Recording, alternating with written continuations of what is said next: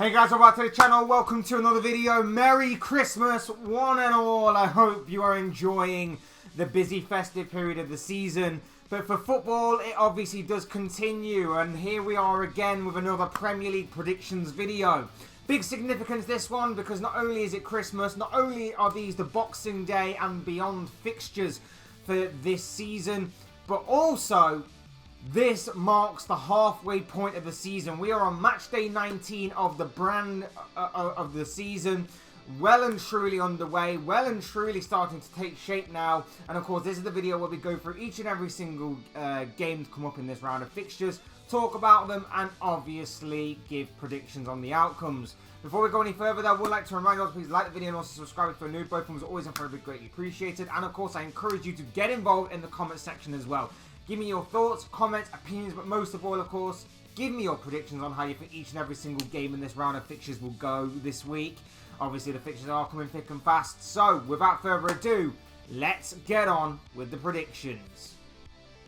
We're going to start off with Newcastle against Nottingham Forest to kick off your Boxing Day, 12:30 on Tuesday. Forest, obviously, continuing life after Steve Cooper. Obviously, this weekend we'll see the first game post Steve Cooper and in the Nuno Espirito Santo era. And this will be the first away game of that particular reign, as well as they will take on a Newcastle side who at home have been extremely solid. You never quite know with the new manager bounce. This is obviously being recorded before Saturday's games due to obviously Christmas and scheduling things from my end. So I've got to obviously talk about this game as it is. Newcastle at home, never write them off. Newcastle at home, extremely strong. Forest away from home, obviously not as good, but that was under Steve Cooper. Maybe the new manager bounce will give Newcastle more food for thought in this kind of aspect. So with that being said, and with all being said and done, I've got to go with a Newcastle win. I can't go against the favourites here. I'm going to go with a 3-1 Magpies victory. Next up, we've got Bournemouth taking on Fulham as one of the 3 o'clock games on Boxing Day. Bournemouth, of course, coming to this game on the back of a good run of form in recent weeks. Obviously, I don't know what the Saturday's game is when they play yet, but they're coming to this one on the back of good form. Fulham were in good goal-scoring form until they met Newcastle last week, and then again, who knows exactly what has happened since then. Good goal-scoring form in recent weeks. This one could be a very intriguing game. Fulham, you never quite know what to expect with them. With Bournemouth, their good run of form could continue in this game. They will certainly fancy their chances of doing so, particularly the likes of Dominic Solanke, who is in very good form this season. And I would expect him to continue that nonetheless. So I am going to go with a Bournemouth victory, only just, and say that this game will end 2-1 to the Cherries. Next up, we're at Bramall Lane for Sheffield United's game against Luton. Sheffield United, of course, last time out drew 1-1 with Aston Villa. We're really thwarting the attempts of Aston Villa to go top of the table in that game. And of course, this is a huge game for them because this is, or could be seen as a massive relegation 6-pointer for Chris Wilder's side. Luton definitely need the points. They definitely need to find something, and this could be an ideal game for them to get a win under their belts that obviously helps towards pushing for that total. Intriguing game, massive game, a game which could definitely end with either of these sides winning it. A draw certainly is likely, but I think with a new manager bounce and obviously being at home, I'm going to give the slightest of edges to Sheffield United, but I wouldn't be surprised if this was to end in either a draw or some sort of win for Luton. So this one generally could go any which way. I'm going to back the home side only just, and so that Sheffield United come out of this game as 1-0 winners. Next up, we're off to Turf Moor for our 5:30 game on Boxing Day between Burnley and Liverpool. Could be a massive game, this one, for Liverpool, because they're coming off the back of a game against Arsenal on Saturday night. So this one could be just as big, with obviously It's obviously one thing to get the job done in a game that is huge, but it's also a big enough occasion for you to get the job done in the follow-up game beyond that point, and this game could be huge for Liverpool. Turf Moor could be a very difficult place to travel, of course, but with Burnley having a poor start to the season, they may see this as a bit of a free hit. And as we know, Liverpool are somewhat awkward with these kinds of games against teams that are going to be a low block sort of team. They're going to sit back, they're going to try and soak up the pressure, they're going to ride their luck at times, and they're going to try and hit Liverpool on the counter-attack. It could be a very awkward game for Liverpool, and one that if they go into and think the game is won before a ball is even kicked, could potentially be a real banana skin for them. So we shall have to see how it goes, but I'm still backing Liverpool nonetheless, and I'm going to go for a 3-0 victory in favour of Jurgen Klopp's side. For our Boxing Day night clash, we have got action from Old Trafford as Manchester United take on Aston Villa. Massive game this one between these two. United, of course, at home. Could be difficult for Villa. Villa don't have the best of away records, but they're obviously still going strong in the Premier League. They did miss out on the opportunity to go top of the table for maybe what could have been a matter of 24 hours. We don't know yet until obviously the Liverpool-Arsenal result happens at the time of recording. But of course that could have really been a good opportunity for Aston Villa. But even so, Man United's hit and miss start to the season has been, like I say, very inconsistent to say the least. And Aston Villa will certainly be fancying their chances in this game, and particularly with the form of the likes of Ollie Watkins and Moussa Diaby and John McGinn. It's very possible that Aston Villa can get a victory from this game, and I think they actually go into this game as favourites. United will obviously still be awkward, they'll still be quite difficult, they still have players in their side that are good individuals and can produce moments, of course, but we'll have to obviously wait and see how this game goes about and what kind of Manchester United side does turn up. I've got to go with the favourites. I've got to back the favourites in Aston Villa, and I'm going to say that Villa come out of this game as 2-1 winners. Moving on to Wednesday's games, and first up, we're at Brentford for Brentford's clash with Wolves. Massive game this one between two sides that are sort of just about going about their business in the sort of middle of the table sort of area. Brentford, of course, can be tough opposition on their day, particularly at home. Wolves, we know, can be extremely tough as well. This one could be a very intriguing clash between two styles of play. That Wolves will like to get their foot on the ball, try and move it around. If they have the finishers on the day, they'll certainly fancy their chances of winning. But don't let that fool you with Brentford. Brentford like to play on the counter-attack. Brentford can be extremely dangerous on that counter-attack. And I would imagine that Brentford will certainly fancy their chance of getting something from this game as well. This one could be a very tough game to call, and Brentford and Wolves can be both hit and miss on their day. So I'm going to call it down the middle, and I'm going to go for a draw in this one, and I'm going to say this game will finish 1-1 come the final whistle. For our next game of focus, we're at Stamford Bridge for Chelsea against Crystal Palace. A London derby of sorts, and a very tough London derby to call it that. Again, Chelsea, very inconsistent, very awkward on their day. At home, I think they're much finer than they are away from home, but that's not really saying much for a side that has been so hit and miss this season. Crystal Palace, again, a couple of draws in their last couple of games, a couple of big points there to kind of steady the ship a little bit for Roy Hodgson, not completely, but kind of stop the rot a little bit that was setting in beforehand.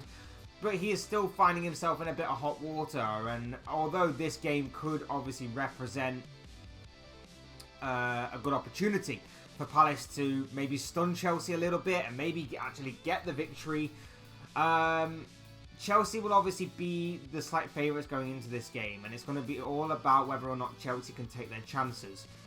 Awkward game to call, a difficult game to call. I'm going to have to go with a Chelsea win, only just. I'm never normally good at picking Chelsea results, but I am going to say 2-1 to the Blues, but only just. Next up, Everton take on Manchester City. A huge game this one between an Everton side who have been in very good form in recent weeks against the Manchester City side who, of course, have had a couple of weeks break away from the Premier League whilst they've been playing in the Club World Cup and, of course, being successful in that competition. So Everton are going to be facing a side that are going to be coming back with a bit of a spring in their step after winning a competition that they've never won before. In saying that though, City do welcome back a couple of big name players. It'll be interesting to see if Rodri's injury is impactful enough to rule him out of this game. He picked up an injury in that Club World Cup, and it's going to be interesting to see if he can actually play in this game or not. We've seen, obviously, City would play without Rodri this season and how much they do miss his absence. So this one could be very interesting to say the least, and obviously City have found it a bit awkward in recent weeks in games that you would expect City to normally go on and find a way to win. So this one could be very awkward against, obviously, a Sean Dyche's Everton side who have really sieged the moment and sieged the kind of siege mentality, I guess you could say, of obviously being deducted 10 points several weeks ago, and have gone on a very good run since. I think Everton will certainly fancy their chances in this game. I think if they remain resolute, they remain strong, and they pick their moments wisely on the counter-attack, and they be decisive, and they be clinical above all, they can certainly get something from this game. In saying that though, I would expect City to go on and win this game. Rodri, if he is going to be absent, could obviously tilt the scales more so in Everton's favour to get something from this game. But I've got to go with City, and I'm going to have to say that this game will end 2-1 to Pep Guardiola's side. Next up, we're at the seaside for Thursday night's game between Brighton and Tottenham at the Emirates Stadium. Huge game, this one. It could be a very interesting one as well between two sides who like to play open, expansive and attacking football. I think this will benefit Brighton in a lot of aspects because Tottenham won't sit back like many other teams seemingly have against Brighton this season. And it will actually be a little bit easier for Brighton to find those gaps between the defensive lines and find the space in behind the Tottenham defence to exploit. And it could actually benefit Brighton in that aspect. Alternatively, of course, it will be the same for Tottenham. They will also manage to find space to exploit at the expense of Brighton. And we could have one hell of a footballing game on our hands in this one. One that could certainly go a little bit under the radar, considering how well both of these sides do go about playing their brand of football. In saying that though, Brighton haven't exactly been at their best this season. They've been somewhat a little poor than what we've expected. I know that injuries and things haven't helped, but they are also coming up against a Tottenham side who have got big injuries to deal with of their own. This one could be a very intriguing game. This one could be a very exciting game. This one could be a very much end-to-end style of game that we have on our hands. That I would expect Tottenham to overall dominate, but obviously Brighton, in taking their chances and playing their style of play, will obviously not be stopped for the world. So this one could be very interesting. This one could be very intriguing.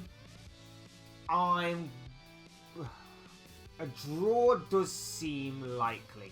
A draw does seem likely, and I could go for 2-2. But instead, I'm going to say that there's going to be goals in this one. So I'm going to go 3-2 in a 5-goal thriller, but I'm giving Tottenham the slightest of edges. I'm going to say 3-2 to Ange Postecoglou's side. And finally, in what I believe to be the game of this round of fixtures, the main event of the festive period of Premier League fixtures. It comes from the Emirates as Arsenal take on West Ham in a huge London derby. Yep, 28th of December we'll see Arsenal take on West Ham. Mikel Arteta clash with David Moyes. A big game this one for an Arsenal side who, obviously depending on the game against Liverpool, will either be looking to bounce back to winning ways or will looking to be to maintain their position at the top of the table, and against a West Ham side who are a little bit awkward. They can be very difficult opposition in these types of games, but obviously, as we've seen time and time again, it really depends on which West Ham side does eventually turn up. Could be a very interesting game between an Arsenal side that's going to look to dominate possession, attack, be on the front foot, but have to be cautious of West Ham's counter-attacking approach. And we know how good West Ham can be and how clinical West Ham can be on the counter-attack when it matters most. So this one is going to be a very intriguing game between two contrasting styles of play. And I, for one, don't see it being necessarily easy for the Gunners, but I think they will have enough firepower and enough controlling of possession to really put West Ham to the sword in this game. And that's why I'm going to go for an Arsenal victory and say that the Gunners get back to winning ways or maintain their stance at the top of the table with a 3-1 victory in favour of Mikel Arteta's side. And there you have it. Those are just the thoughts, comments, opinions, but most of all, of course, predictions of this guy. I want to know what you guys think. What do you make of all the games that are coming up in the Boxing Day and onwards round of Premier League fixtures? What are your own thoughts, your comments, but opinions, but most of all, of course, what are your predictions on each and every single game to come up after the festive period? Would love to hear from you all on that one in particular. Hope you enjoyed the video, guys. Hit the like button on the way up if you enjoyed the video. Subscribe if you're new and want to see more content like this. Both things always and very greatly appreciated. And as always, thank you all so much for watching and listening. I've been Fletch. This has been another Premier League predictions video. Have a Merry Christmas. Hope you enjoy it all. Stay safe. Have a fun and great time. And of course, I will see you and speak to you all again soon in another video or live stream or whatever it may be. Cheers, guys. Take care. Merry Christmas once again to you all. Speak to you again